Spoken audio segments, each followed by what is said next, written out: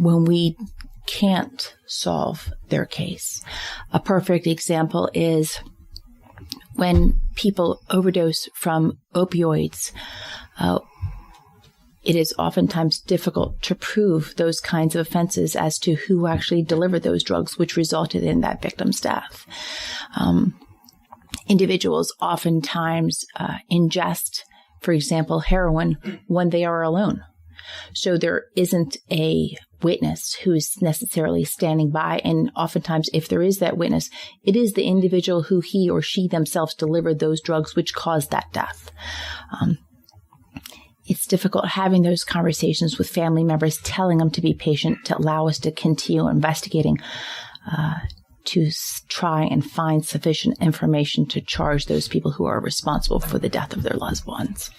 We have a lot of difficulty with this missing person case, and we've seen them go up. I think they've quadrupled the ones that have come across with us that are associated directly with drugs. Before it was a percentage, and now it's become a majority almost. It's easily crossed the 50% mark and fast. And it's so much more effort on those cases because nobody wants to cooperate with you except for the families or the loved ones that want to find them. Friends don't want to cooperate. Everybody thinks they're going to get in trouble for something, and nobody wants to cooperate. Nobody wants to... The information you get, there's always somebody willing to sell the family information. I always warn them about buying any information or paying for anything, because as soon as you pull out $1, it's like everybody's got something to sell you. And I've never seen it result in changing the outcome of a situation. But it's the families, when we deal with them, continue to get exploited by people that want to take advantage of that period when they don't know and cash in on that. And the opioid epidemic has just compounded that. And I just feel you want to help everybody, but I know that lots of times when it's a missing person and we know that substance is involved, that we're going to put 3 times the effort in that and maybe get no result, It's true, but it's something that our office and our law enforcement in our county has always done and is always willing to do, just like it's something that we're all dedicated to. I've been particularly lucky. Every family member who I have talked to since I have taken office has been incredibly patient. And oftentimes that patience has actually benefited. And as a result of it, we've been able to develop sufficient information to charge individuals. The family members have been helpful by allowing us to do what we need to do. I know we talked about the idea of just how many deaths the number of deaths have increased exponentially. The good news is, however, and I always try and look at the other side of the coin, if you will, is that although we every year appear to have more deaths, the numbers for this year haven't yet come out. We also have increasingly fewer overdoses, believe it or not, in some ways, because of Narcan, which is, as you know, Mark, a life-saving drug which reverses people's overdose. In Delaware County, every year, more and more people are being saved by Narcan. Our law enforcement officers in Delaware County, each one of them are equipped with Narcan in their car. And I can say, I would imagine every single day here in Delaware County, we get almost reversals, people who are saved. And so for that, I'm always incredibly thankful for our law enforcement. I'm thankful that our county was the first in the state that led the charge to equip our law enforcement with the Narcan. And as a result, I don't know that they have the 2017 numbers, but in 2016, although the number of overdose deaths went up, our county went up by 2%, which was significantly less than our surrounding counties. Many of them were in double digits. And I think it's as a result of the willingness of our law enforcement personnel to jump in and do what they do every single day, which is save a life, that has resulted in that. In your time doing this, how's technology impacted it? It's been helpful, actually, believe it or not. It's been helpful because people leave a technological footprint behind. And they leave us clues as to how they got where they got. And as a result, we're able to make some impact and hopefully solve some cases, as we have been even just this past year. I had a Bucks County detective that I've known for a long time, since before I started search and rescue, and I had him on, and he does phone forensics, and his message was, please buy more phones. If you're going to commit a crime, take 2-3 phones with you. Know? Absolutely. I just get scared when we, I see with missing persons sometimes they'll ping stuff, and I see that there's a new generation of people, and it happens with all technologies, that as a generation is introduced to it, they know other ways, and they're more skeptical, and they ease into it. But when it's just there, you're just used to using it. And I see we've got a new generation that's relying on it a lot more, and we have cases where it fails or it's off the mark. And it's like when we get a phone on somebody and we get a ping, or we get information from a cell phone of a location, we'll investigate that and search that area, but we still focus on what we originally did through investigation, because I think old-fashioned investigation. And it was just a case down there at Ridley Creek State Park where the phone ping was a mile away. And it was off, or somebody inverted digits or whatever, or, not to date myself, but it was like CB radios and signals bounce off clouds.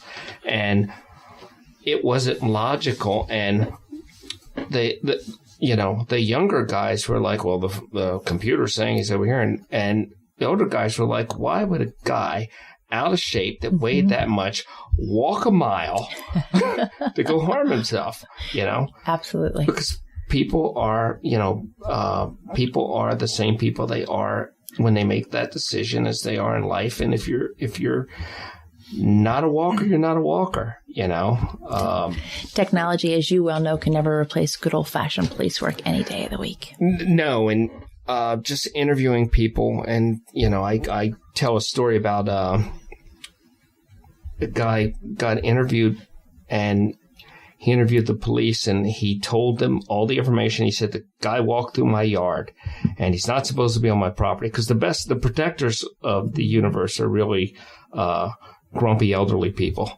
that watch windows. They're the ones that used to thwart you when you were children. And he said he walks through my yard, and he had a screen door and some tables with him, and he's talking to himself, and he said all this stuff. And he did a good interview with the police, but he said, and he walked through, and he went, he went right. And I said, point to right again? And he says, right. And I says, point to left. He goes, left.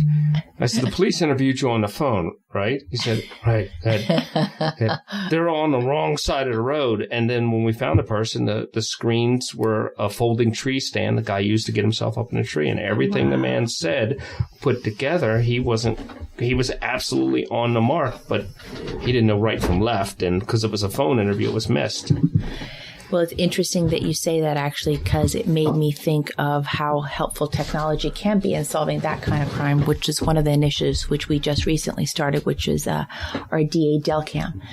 And we're hoping that people such as the gentleman that you just referenced, if they had cameras which are outside their house, which I think more and more people are starting to do because it's so affordable, we're asking them to register their cameras with us, so that law enforcement officers like yourself, when you get information about missing people, you can tap into that technology and simply go and know where the various cameras are, not only in the immediate neighborhood, but in the surrounding neighborhood.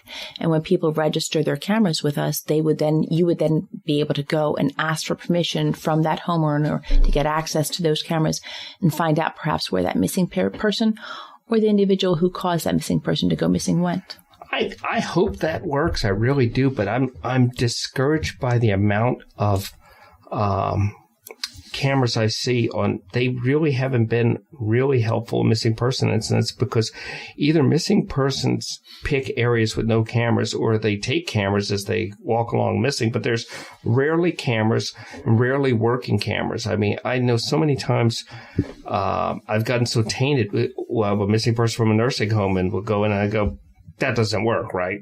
No, it hasn't worked in years. And I was saying that there should be something that's a law, like you have to have sprinklers on a public building. I think you should have to have cameras on a public building that's property outside. Actually, I think that's being instituted in some of our smaller towns here in Delaware County, is requiring some of the businesses to actually put cameras outside their locations. I think, as you say, the more people register the cameras, perhaps the better. And with technology becoming so incredibly affordable and so effective, it would be not only a helpful tool with respect to missing persons, but most importantly, also solving crime. Right? Nowadays, I can tell you in the 9 months now that since I have taken office, the number of times that I have talked about a camera helping us solve a criminal incident, whether or not that be one that helped exonerate an individual or one that helped identify an individual, has been numerous. It's actually been an incredible tool that we have found helpful. So we value our community partnerships and are asking our community members to join us not only with their home cameras, but also with the business cameras. Well, one thing, I don't know if it applies in your county, but one thing that I saw on a case in the county, it was going down a business strip and everybody had cameras, but they were all disconnected. And I said, why are all the cameras disconnected? And they said, we don't want to be called in the court because of something on our cameras. And I think if there was some way that's disappointing, somebody could turn over a CD and get a notarized statement saying that this is from me and unaltered, and knew they didn't have to go to court at the onset. Well, that's the good news, is actually those people don't have to go to court, right? That's the whole point of this, which makes it very effective. We would not need that individual ever to appear in court, because a detective would testify about how he came to that location, observed the camera, obtain a copy of the video, and this is a copy of the video. And that person would never be identified as to even who they were. No, and that's good to know. I think that will make a lot of people more receptive to it. I love cameras. I don't like them pointed at me, but I love them aimed away from me. Better a camera, right? Yeah. Well, that's every photographer is just somebody who doesn't like to have their picture taken. I'm convinced of that. So they just grabbed a camera at some point and got behind it on the other side and go, I'll take the pictures. But I think there's a couple manufacturers that have set up communities where you can put footage on, and most of the footage is silly.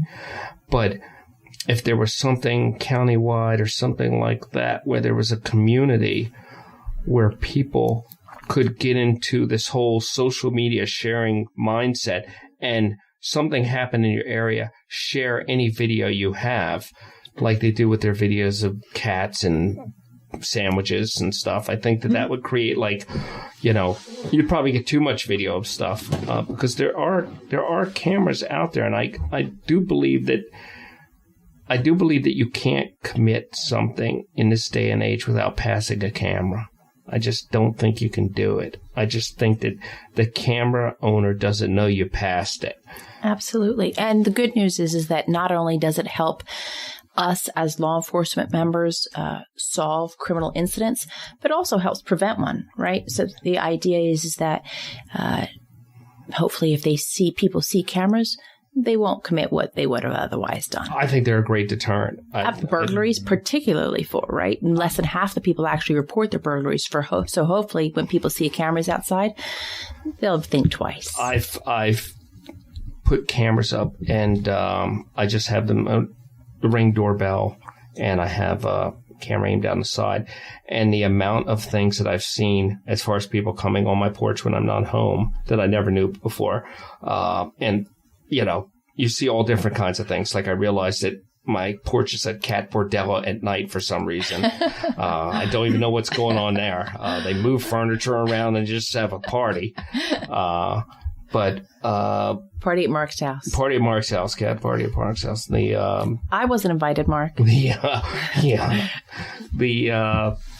Well, where you were worried, we're out of